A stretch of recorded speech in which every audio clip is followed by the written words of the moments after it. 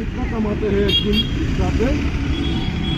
पहले हम लोग 300-400 कमाता, और पहले 5 रुपये कमाता। आजकल के ज़माना में टमटम इतना ज़्यादा हो गया कि 20 रुपये के भाड़ा 10 रुपये में यूरिया सिंगरी रैली है कहीं भी तो 20 रुपये के भाड़ा 10 रुपये में आता है। चार लाख का हो जाए, चला गया बाईपास, ये लोग 20 रुपये के भाड़ा लेके जाते, लेकिन हम नहीं गए, हम नहीं गए। दिन भर में 10 रुपया 20 रुपया 30 रुपया हम लोग के कमाई होता है। रुपया हो गया अल्लाह कम तो आसान तो बर्बाद कर दिया। पूरा गाड़ी जाम। अभी तो हमारा मुख्यमंत्री बोल रहे हैं कि अगर कोई रिक्शा किराया 5 रुपया हो तो 4 रुपया दीजिए, कम दीजिए, तो इसके बारे में आप लोग क्या देखते हैं? आपको आपके मुख्यमंत्री बोल रहे हैं कि अगर 5 रुपये रिक्शा भाड़ा हो तो 4 रुपया दीजिए, कम करके दीजिए।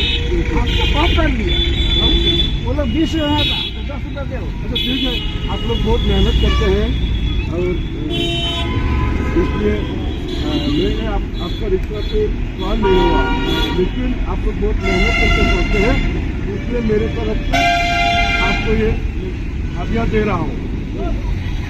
मोर बाबा पर যেহেতু আপনাদের বহুত কষ্ট করে চলে এনেই দিল 10 টাকা। মুখ্যমন্ত্রী যেহেতু কৈছে যে রিক্সা ভাড়া 5 টাকা হলে 4 টাকা দিব, এইটো তো বুঝি নাপায়। কেউ যদি রিক্সা চলালে হেঁতেন, হিমন্ত বিশ্ব শর্মা রিক্সা চলালে হেঁতেন, তাহলে গম পালে হেঁতেন কিমান কষ্ট হয়। 5 টাকা জায়গা 4 টাকা দিব, মই এনেই আপোনাৰ যিটো কথা কৈছে যে ৰিক্সাৱালাসকলৰ ভাড়া 5 টাকা হ'লে 4 টাকা দিব লাগে, তেওঁ যিটো কথা কৈছে মুখ্যমন্ত্ৰীয়ে, গতিকে আমাৰ দাবী হ'ল যে মুখ্যমন্ত্ৰী হিমন্ত বিশ্ব শৰ্মাই যদি ৰিক্সা চলালেহেঁতেন, 1 কিলোমিটাৰ চলালে তেওঁ গম পালেহেঁতেন কিমান কষ্ট হয়। আৰু তাৰ পিছতো এই গৰীব মানুহে যিসকলে ৰিক্সা চলায়, আজি নিজৰ জীৱিকা নিৰ্বাহ কৰে, তেওঁলোকক মানে ভাড়াটো উচিত ভাড়া নিদিবলৈ তেওঁ যিটো কথা কৈছে, গতিকে আমাৰ দাবী হ'ল যে মুখ্যমন্ত্ৰী হিমন্ত বিশ্ব শৰ্মাই যিটো অন্যায় কৰিছে মানুহক ৰিক্সা ভাড়া কম দিবলৈ কৈ, আমি ৰিক্সাৱালাসকলৰ প্ৰতি আমাৰ সহমৰ্মিতা আছে। তেওঁলোক দুখীয়া মানুহ কষ্ট কৰি চলে। মই আপোনালোকৰ ৰিক্সাত উঠা নাই, কিন্তু আপোনালোক দুজনক মোৰ ফালৰ পৰা 10 টকা 10 টকাকৈ মই এনেই আপোনালোকক দিওঁ, আপোনালোক 10 টকা দিওঁ। 10 টকাকৈ দিলোঁ ৰিক্সাৱালাসকলক। আমি অসমৰ ৰাইজক দাবী জনাইছোঁ যে আপোনালোকে ৰিক্সাৱালাসকলৰ ভাড়া যদি 10 টকা হয়, আপোনালোকে লাগিলে 15 টকা দিব, 15 টকা হ'লে 20 টকা দিব।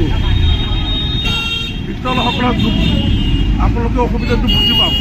আৰু অসমৰ মুখ্যমন্ত্ৰীয়ে যিটো কৈছে 5 টকা ভাড়া হ'লে 4 টকা দিব লাগে, ৰাইজক আহ্বান জনাইছোঁ আপোনালোকে এইবিলাক কথা নুশুনিব। তেওঁলোকে যিমান কষ্ট কৰি নিজৰ জীৱন চলায়, সেইটো ৰাইজে বুজি পাব। লাগিলে তেওঁলোকে 2 টকা ভাড়াকৈ বেছিকৈ দিব। মুখ্যমন্ত্ৰী অসমত কাজিয়া লগাব বিচাৰিছে, সেই কথাত আপোনালোকে ভুল নাযাব। অসমৰ ৰাইজক আহ্বান জনাইছোঁ।